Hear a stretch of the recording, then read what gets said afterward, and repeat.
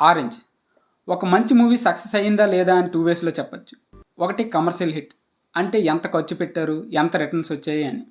రెండోది timeless classics, కమర్షియల్గా ఆడిందా లేదా అని పక్కన పెడితే ఎన్ని ఇయర్స్ అయినా ఆ సినిమాని గుర్తుపెట్టుకుంటాం. అలాంటి అరుదైన సినిమాల్లో ఒకటి ఆరెంజ్. ఈ మూవీ అంతగా నచ్చకపోవడానికి మెయిన్ రీజన్ హీరో క్యారెక్టర్. అప్పటి వరకు వచ్చిన సినిమాల్లో హీరో ఒక హీరోయిన్తో మాత్రమే లవ్ ట్రాక్ చూపించారు, మహా అయితే ట్రయాంగిల్ లవ్ స్టోరీస్ చూపించారు. కానీ ఈ మూవీలో హీరో ఒక్కో స్టేజ్లో ఒక్క అమ్మాయిని లవ్ చేస్తాడు.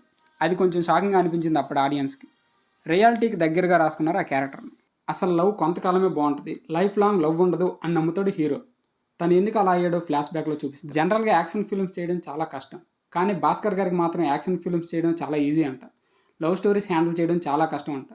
భాస్కర్ గారికి ఫిల్మ్ సక్సెస్ అయ్యి డబ్బులు రావడం కన్నా తన ఫిల్మ్ చూసిన వాళ్ళు ఏదో ఒకటి నేర్చుకోవాలి ఆ సినిమా నుంచి అని కోరుకుంటారంట. మూవీ స్టార్టింగ్లో ఒక డైలాగ్ ఉంటుంది, డోంట్ సాక్రిఫైస్ ఫర్ ఎనీబడీ అంటాడు. మూవీ లాస్ట్లో హీరోయిన్ కోసం సాక్రిఫైస్ చేయడానికి ఇది ఒక్కటే నా దగ్గర ఉంది అని గ్రాఫిటీ స్ప్రేని వాల్కేసి కొడతాడు. One of the best character arc అది. ఎగ్జైట్మెంట్ కోసం ఏ పనైనా చేసే క్యారెక్టర్ మన హీరోది. అంతేకాదు, అవతల వాళ్ళని కన్ఫ్యూజ్ చేసైనా సరే తను అనుకున్నదే అవ్వాలి అనుకుంటాడు. అలా అని అబద్ధం మాత్రం చెప్పడు. మన హీరోయిన్ క్యారెక్టర్ చూస్తే ఆమెకు లవ్లోని లైఫ్లో కూడా చాలా కన్ఫ్యూజన్స్ ఉంటాయి. అది మనోడికి అడ్వాంటేజ్ అవుద్ది. తను ఎవరిని లవ్ చేయాలో, ఎలాంటి పెళ్లి చేసుకోవాలో కూడా తనకి క్లారిటీ ఉండదు. రామ్ చెప్పే మాటలు కన్ఫ్యూజ్ అవుతూనే కన్విన్స్ కూడా అవుతుంది. తనే కాదు, వాళ్ళ ఫాదర్, బ్రదర్, ఫ్రెండ్స్, ఆఖరికి ప్రకాష్ రాజ్ కూడా. రామ్ చెప్పే సమాధానాలు అలా ఉంటాయి. మరి లవ్లో ఎగ్జైట్మెంట్ చూసుకునే అమ్మాయి, లైఫ్లో థ్రిల్ వెతుక్కునే అబ్బాయి సినిమానే ఆరెంజ్. కాకపోతే హీరోయిన్ క్యారెక్టర్ థియేటర్లో చూసినప్పుడు మాత్రం పిక్చర్ల గురించి వెంటనే కానీ లైవ్లో ఇదే చూడటం. ఈ మూవీ ఒక లవ్ స్టోరీయే కాదు, ట్రూ లవర్స్కి ఒక లవ్ లెసన్ కూడా.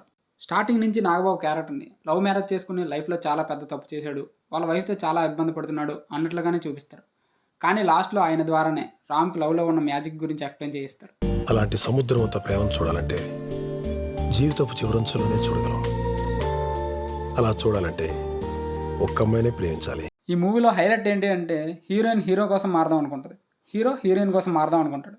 మధ్యలో కన్ఫ్యూజన్స్, క్యారెక్టర్స్లో వచ్చే కన్ఫ్యూజన్స్ని ఆడియన్స్ డైరెక్టర్కి క్లారిటీ లేదనుకున్నారు. అందుకే మూవీ రిజల్ట్ అలా అయింది. మేబీ మగధీర తర్వాత రావడం వల్ల ఏమో ఫ్యాన్స్ ఎక్స్పెక్టేషన్స్కి అస్సలు రీచ్ కాలేదు. ఈ మూవీకి టైటిల్ కూడా ఆరెంజ్ అనగానే ఓ రేంజ్ని ఏదో పెట్టాలని పెట్టారులే అనుకుంటాం.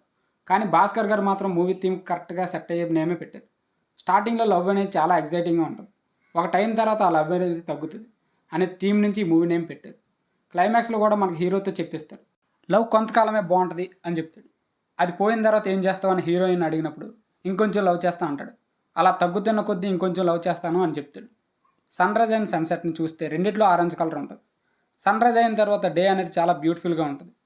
బిగినింగ్ ఆఫ్ లవ్లో అది ఫేడ్ అవుట్ అయ్యే టైం అంటే సన్సెట్, అక్కడ ఆరెంజ్ ఉంటుంది. ఆ తర్వాత వచ్చే డార్క్ పీరియడ్ మనకు నచ్చదు, అండ్ అగైన్ మళ్ళీ ఇంకో ఆరెంజ్ వస్తుంది. ఈ orange to orange, dark and bright అనేది మనం ఫేస్ చేయాలి అనే దాని నుంచి పెట్టిన టైటిలే ఆరెంజ్. ఈ మూవీలో ఇంకో highlight truth or dare game. ఈ గేమ్ తర్వాత రామ్కి లవ్ మీద ఎంత క్లారిటీ ఉందని తెలుస్తుంది. మూవీ మొత్తానికి హైలైట్ మ్యూజిక్. మూవీ హిట్ అవ్వడం కామన్, మ్యూజికల్ హిట్ అవ్వడం మాత్రం అదే ఫస్ట్ టైం. మూవీలో సాంగ్స్ని గమనిస్తే అన్ని మేల్ వెర్షన్ మాత్రమే ఉంటాయి, ఒక్క ఫీమేల్ వెర్షన్ సాంగ్ కూడా ఉండదు. ఎందుకంటే మూవీ మొత్తం హీరో ఫీలింగ్స్ గురించి మాత్రమే ఉంటుంది. నాకు తెలిసి ఈ మూవీ కానీ ఇప్పుడు రిలీజ్ అయ్యి ఉంటే రామ్ చరణ్ కెరీర్లోనే ది బెస్ట్ అయ్యేది. నేనేమైనా తప్పులు మాట్లాడితే అందరూ క్షమించాలి.